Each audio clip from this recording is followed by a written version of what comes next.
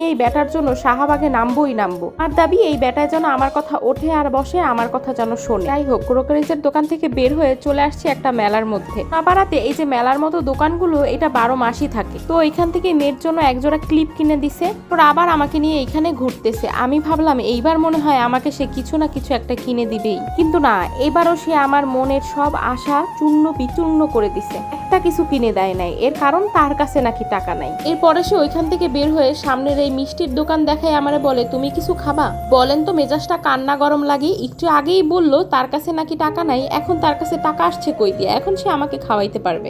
আমি বললাম না, এই মিষ্টি টিষ্টি আমি খাবো না। পরে ওইখান থেকে বের হয়ে চলে গেলাম মাছ বাজারে। ফেসবুকে নাকি মাছের দাম দেখলাম কমে গেছে।